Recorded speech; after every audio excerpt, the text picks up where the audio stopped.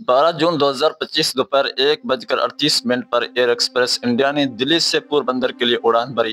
اس میں 243 لوگ سوار تھے اور اڑان بھرنے سے ٹھیک 5 منٹ بعد ہی پلین احمد آباد کی ایک آبادی پر گر کر تباہ ہو گیا اور ان میں صرف ایک شخص ہی زندہ بچا اور اس شخص سے جب سوال پوچھا گیا۔ السلام علیکم، میں ہوں رحیم۔ دوستو، زندگی کا کوئی بھروسہ نہیں، موت کہاں، کیسے اور کب اور کس کے ساتھ آئے گی کوئی نہیں جانتا۔ زندگی ایک چلتی سانس کا نام ہے جو نہ وقت دیکھتی ہے، نہ حالات، نہ مقام۔ ہم روز نئے خواب لے کر جاگتے ہیں مگر ہمیں یہ نہیں پتا ہوتا کہ یہ دن ہمارا آخری دن تو نہیں۔ 12 جون 2025 ایک عام سی صبح جیسے ہزاروں صبحیں ہوتی ہیں۔ ایئر انڈیا ایکسپریس کی فلائٹ نے دلی سے پور بندر کی طرف پرواز بھری۔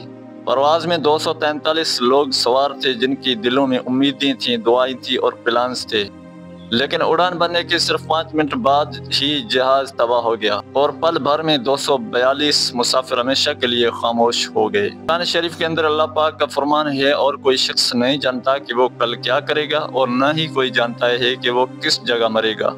دوستو، موت کسی کو پیشگی اطلاع نہیں دیتی، نہ وقت کا پتہ دیتی ہے، نہ مقام کا، نہ کیفیت کا۔ اور اس پلین میں زندہ بچ جانے والا شخص بھی ایک معجزہ ہے۔ جب تک آپ کی موت کا وقت نہیں آتا تو آپ کو کوئی کچھ نہیں کر سکتا۔ اور جب اس شخص سے پوچھا گیا کہ تم کیسے بچ گئے تو اس نے جواب دیا، جب تک میری موت لکھی نہیں تھی مجھے کوئی کچھ نہیں کر سکتا تھا۔ یہی اللہ تعالیٰ کی طاقت ہے، جو بچانا چاہے وہ جلتے جہاز میں بھی بچ جاتا ہے اور جس کا وقت آ جائے وہ سوتے میں بھی چلا جاتا ہے۔ ہم روز اپنے مرضی کے پلان بناتے ہیں، لیکن کبھی سوچا کہ اللہ کے پلان میں ہماری زندگی کہاں تک ہے؟